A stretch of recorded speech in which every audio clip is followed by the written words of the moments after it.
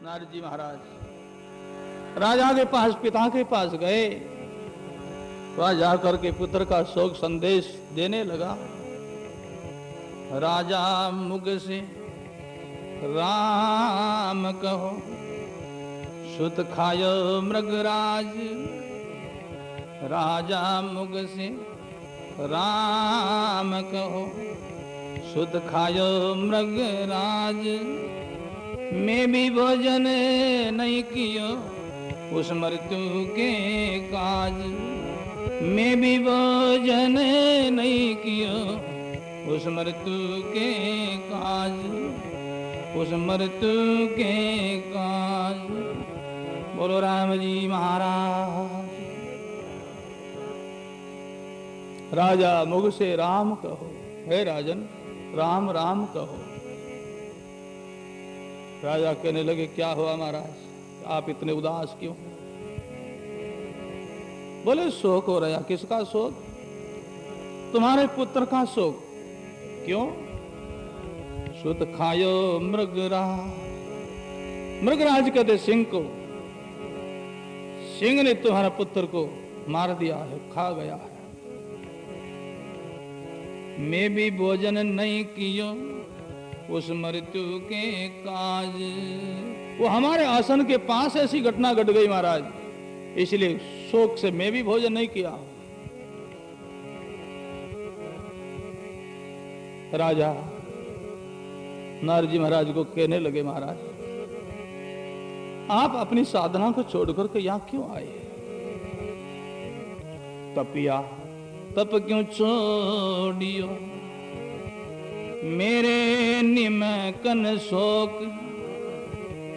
बासो जगत सरायर सभी मुसाफिर लोग।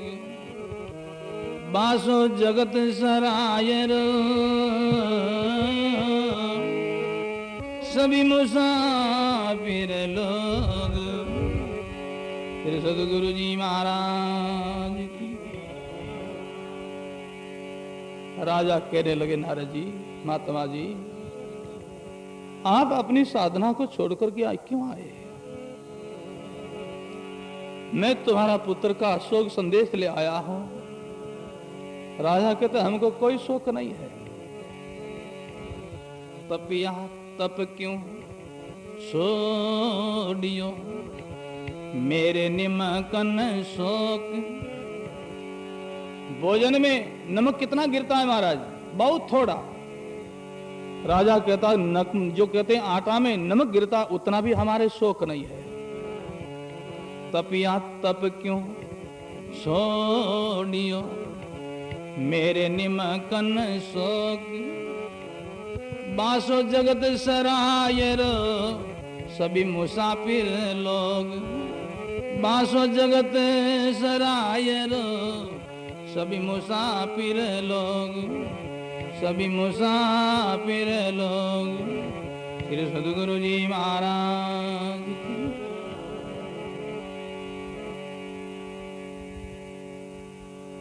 धन्य हो ऐसे लोगों को, धन्य हो। तपिया तब क्यों छोड़ियो, मेरे निमकन शोक। बासो जगत सराय रो सभी मुसाफिर लोग। जग संसार सराय है महाराज, इनमें बहुत उतरते, बहुत जाते हैं, बहुत आते हैं। क्या शोक करना, क्या रोना है? नारद जी महाराज धन्यवाद देते हैं, तुम्हारे कुल को, परिवार को धन्य है। सदगुरु के ज्ञान को अपनाया है, ज्ञान को अपनाया है, ज्ञान को समझा है। समझो भाई बहनों, समझो।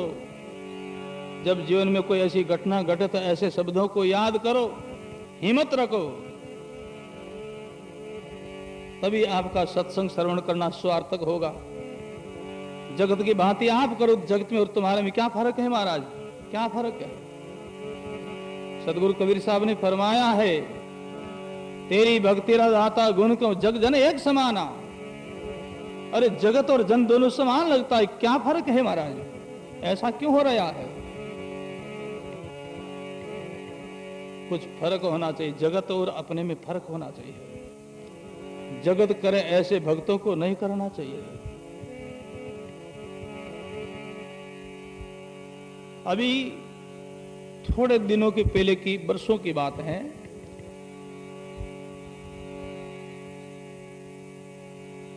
उधर क्षेत्र की बात है जिधर हम रहते हैं। क्षत्रिय वंश में एक ठाकुर साहब, जिन्होंने पहले मिलिट्री में नौकरी की थी, मेजर की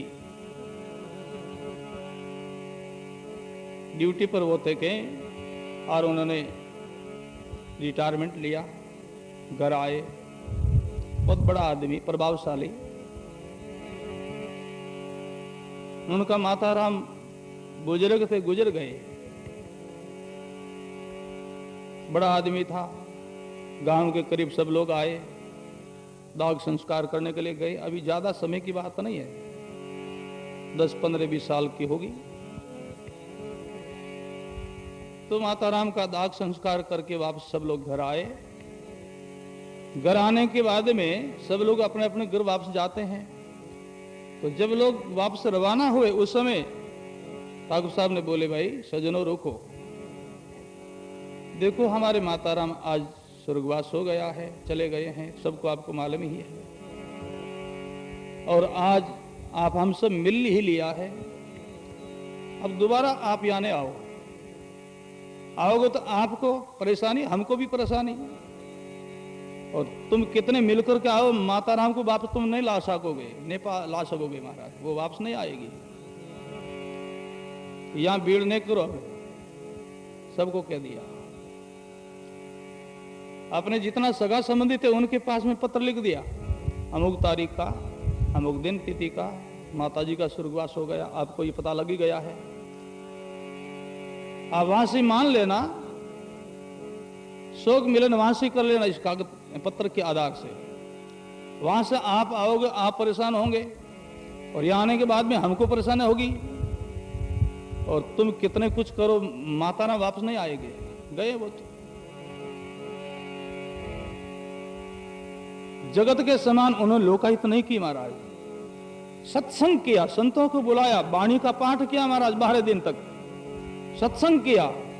कौन जाने वहां शोक है, जैसे अभी चतुर्मास में आनंद हो रहा है, ऐसा वहां आनंद हो रहा था। कौन जाने वहां शोक है। बड़ा धूमधाम से सत्संग हुआ। भाई बहनों, सत्संगी लोगों को ऐसा करना चाहिए, जगत करे ऐसा मत करो, जो संत करते हैं ऐसा करो, तभी उद्धार होगा, तभी कल्याण होगा। बाप और दादा गया वे है मारे खोटा महाराज, उधर मत जाओ, ऐसो बिंज मत कीजिए जहां में आवे टोटा। संतों की चाल चलो, संतों की चाल चलो। आप संत हो महाराज, गुरु गृह के अंदर आपने जन्म लिया है तो आप संत हो। उस रास्ते चलो जिद रास्ते संत गए हैं। जहां पुगा है गुर्ग बरतरी, नहीं धूप नहीं छाया। जहां पुगा है गुर्ग बरतरी, नहीं धूप नहीं छाया। वहीं कबीर गुरु दादू पूगा, उन दिश सुंदर ध्याया। वहीं कबीर गुरु दादू पूगा, उन दिश सुंदर ध्याया, उन दिश सुंदर ध्याया। फिर सदगुरु जी महाराज की।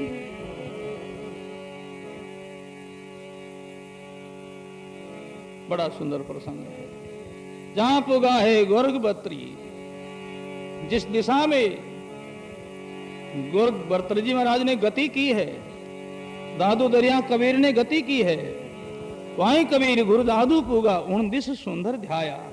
उधर ही हमारी गति, हमारी चाल है। भाई बहनों, संत गए हैं उस रास्ते चलो। महापुरुषों के ज्ञान का आदर करो भाइयों, आदर करो। जिन्होंने ज्ञान का आदर किया है वही जीवन में सुखी बने हैं, वही सुखी बने हैं। उनको जगत की घटना का कोई हर्ष शोक नहीं होता है।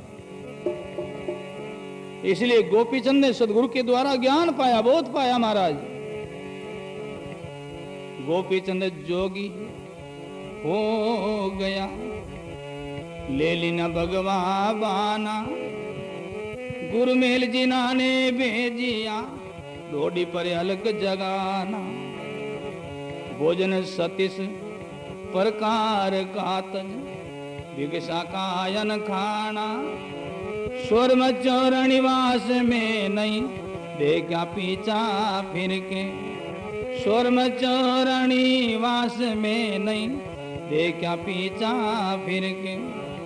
लिगनीरा मार्ग और है लगी, चोट काल जे करके। लिगनीरा मार्ग और है लगी, चोट काल जे करके। फिर सदगुरु जी महाराज नहीं देखे क्या, पीछा फिर के वापस मुड़ करके नहीं देखा उन शोर वालों को। ये जगत का सपना का शोर है महाराज, क्या देखना है, क्या फिक्र करना है। सदगुरु के दिए हुए जो नाम का जाप करते हुए भिक्षा लेकर के गोपीचंद सदगुरु की शरण रवाना हुआ। राम नाम राम नाम राम नाम लीजे, राम नाम रट रट राम रस पीजे। जय हो।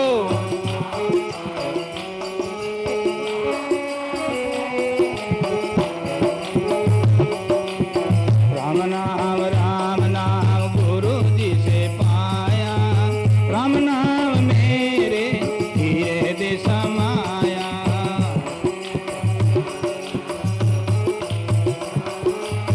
राम नाम मेरे हीरे, राम नाम बजरे भाई, राम नाम पटत तुले ने काई। सब बोलो।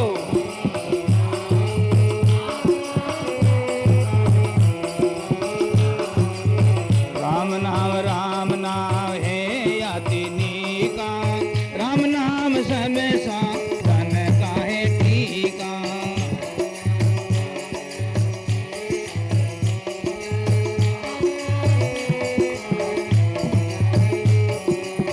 राम नाम याति मोये भावे, राम नाम निज दिन सुंदर गावे।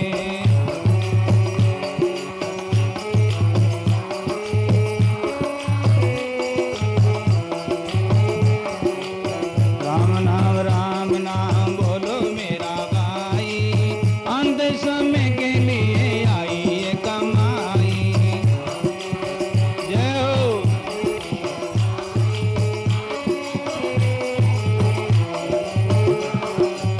राम नाम बोलो मेरा भाई, अंत समय के लिए आई ये कमाई। जय हो।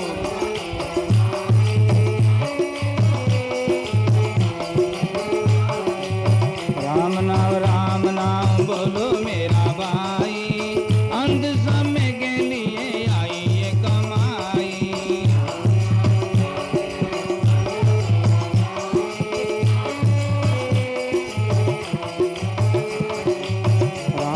राम नाम बोलो मेरा भाई, अंत समय के लिए आई ये कमाई।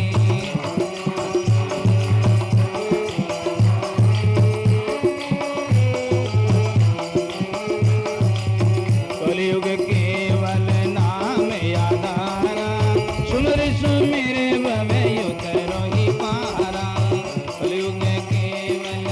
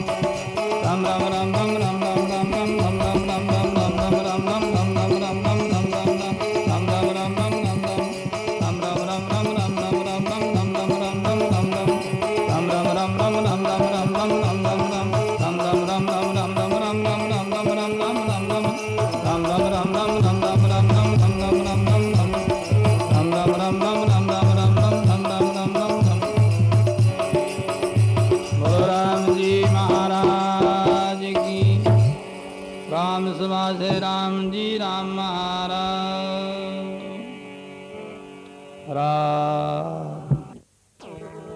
जो लागे सोई उबरे, सुमिरन लागा सुर। जो लागे सोई उबरे, सुमिरन लागा सुर।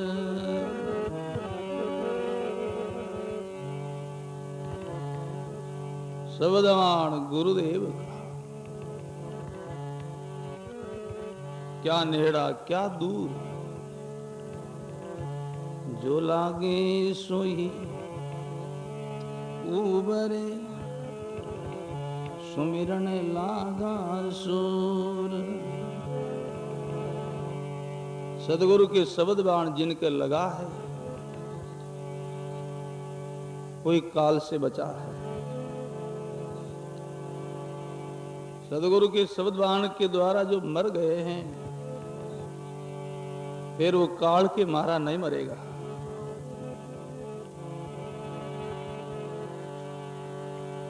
रात्रि में सत्संग में गोपीचंद का प्रसंग आप लोगों ने श्रवण किया।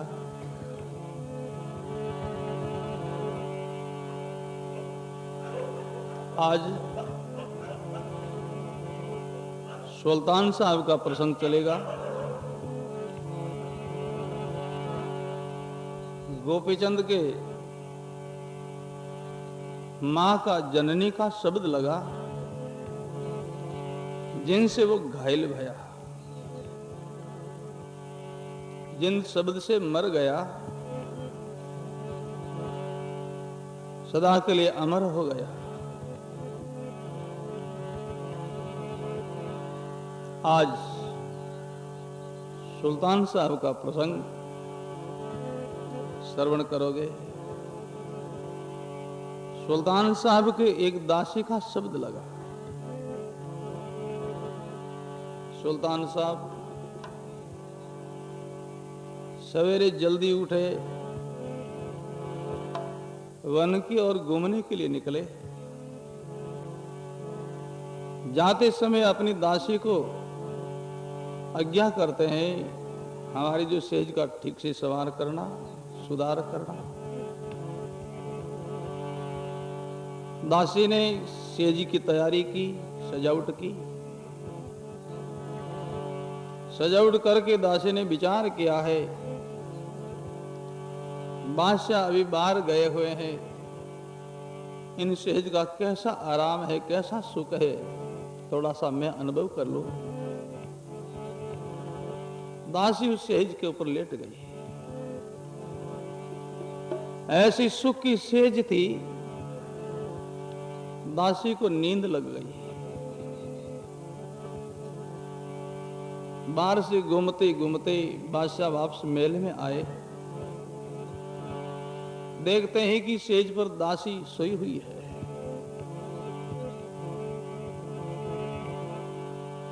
दासी को सेज पर सोई हुई देख करके बादशाह को बहुत गुस्सा आया, क्रोध आया। भाई बहनों, 5 जो अपना शत्रु है, जिनमें सबसे खतरनाक जो शत्रु है वो क्रोध है। काम, क्रोध, लोभ, मोह, अहंकार, ये 5 जो सबके वैरी है, हमारा सबके शत्रु है। पर 5 में सबसे खतरनाक जो शत्रु है तो क्रोध है। क्रोध इतना खतरनाक है महाराज, स्वयं का सत्यानाश कर लेता है। कई लोग विष खा करके मर जाते हैं, कई से लोग फांसी लटक के मर जाते हैं, कई आत्महत्या कर लेते हैं। ऐसा कौन करता है? क्रोध। सदगुरु कबीर साहब ने मुमुक्षु भाई बहनों को सावधानी देते हुए कहते हैं, सो कराया कर गया, एक आया अहंकार, सो कराया कर गया। एक आया अहंकार, क्रोध पाप लागू रे, एक क्रोध की लार। क्रोध पाप लागू रे, एक क्रोध की लार, एक क्रोध की लार। श्री सद्गुरु जी महाराज की। एक शब्द पकड़ना है महाराज, पकड़ना है। जब पकड़ेंगे तभी भव सागर से पार होंगे महाराज, तैरेंगे। नहीं पकड़ेंगे तो कोई बचाने वाला नहीं है। भव सागर में डूबत देख के सद्गुरु फेंकी डोर। भव सागर में डूबत देख करे सद्गुरु फेंकी डोर।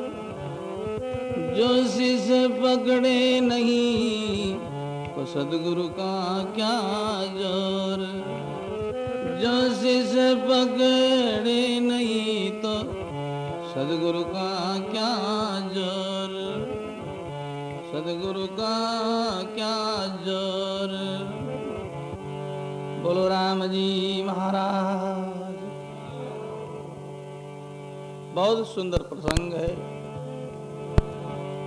सद्गुरु कबीर साहब कहते हैं, भव सागर में डूबता होकर देख करके सद्गुरु ने रसा फेंका, डोर फेंका, शब्द का डोर। एक नदी में डूब रहा है, एक तट पर खड़ा सज्जन ने देख लिया डूबता हुआ को, डूब रहा है, गोता लगा रहा है। तट पर खड़ा जो सज्जन ने डूबने वाला को निकालने के लिए एक रस्सा फेंका। एक तरफ से आपने पकड़ लिया, दूसरा रस्सा को अंदर फेंका और आवाज लगाई, सज्जन तुम डूब रहे हो, मर जाओगे। आगे बड़ा गंभीर भंवर आ रहा है, इस रस्सा को पकड़ में तुमको बाहर खींच लो। अब डूबने वाला रस्सा पकड़ने के लिए इनकार करता, मना करता है, रस्सा को मैं नहीं पकड़ता। तट पर खड़ा सज्जन कितना बलवान क्यों नहीं हो महाराज, डूबने वाला को नहीं बचा सकता। रस्सा को पकड़ ले तो जरूर वो खींच करके बचा सकता है, रस्सा को नहीं पकड़े तो कितना बलवान कितना ताकतवान क्यों नहीं हो, बाहर खड़ा सज्जन नहीं बचा सकता। भाई बहनों, भव सिंधु में डूब रहे हैं सारे जीव। सद्गुरु दयावश होकर के शब्द का रसा फेंक रहे हैं, पकड़ रसा को, बच जाओगे। जो शिष्य पकड़े नहीं तो सद्गुरु का क्या जोर। बड़ा ठोस शब्द है महाराज। जो शिष्य पकड़े नहीं तो सद्गुरु का क्या जोर। सद्गुरु की क्या ताकत, कैसे बचाएगा, कैसे बचेगा।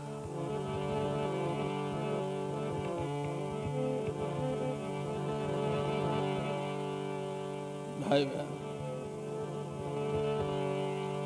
पांचों में क्रोध सबसे खतरनाक है। एक एक शब्द को पकड़ो भाई बहन, अवसर आने पर शब्दों को काम लो, काम लो। क्रोध आने के बाद में अपना दिल फूट जाता है, जैसे खेत की मेहर फूटने के बाद में सारा पानी बह जाता महाराज, खेत पानी से खाली हो जाता है। ऐसे ही क्रोध आते ही दिल फूट जाता है, अंदर में जितनी देवी संपत्ति, जितना सद्गुण है वो सब बह जाता है। क्रोध आने के बाद में नई कार्य करने के योग्य कर लेता है। क्रोध आने के बाद में नई कहने के योग्य शब्द कह देता है। सो कर आया कर गया, एक आया अहंकार। जीवन में हम कितना ही कोई अच्छा कार्य, शुभ कार्य कर दिया और ऐसा हो गया, हमने इतना कर दिया, ऐसा कर दिया तो सब निष्फल हो गया। क्रोध पाप लागू रहे एक क्रोध की लार। दासी को सेज पर सोही देख करके सुल्तान साहब को बड़ा गुस्सा आया, बड़ा क्रोध आया। स्त्री पर हाथ उठाना पुरुष के लिए बड़ा अपराध है, बड़ा अपराध है। स्त्री अबला होती है, निर्बल होती है, उन पर क्या हाथ उठाना है।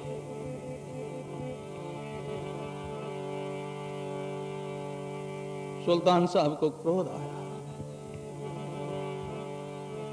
हाथ में ताजना था महाराज, दासी की चोट मारी, बांधी सेज सूती देख ताजना की मारी तीन, रोवण की बेड़ा रंडी बक बक हंसे, रोवण की बेड़ा रंडी बक बक हंसे, बक बक हंसे। श्री सद्गुरु जी महाराज, ये क्रोध का शब्द है महाराज, कितना ओछा शब्द का हरंडी। क्रोध में आने के बाद में व्यक्ति कैसा कैसा शब्दों का प्रयोग कर लेता है, होश नहीं रहता महाराज को, मैं क्या कह रहा हूं, मैं किसको क्या बोल रहा हूं।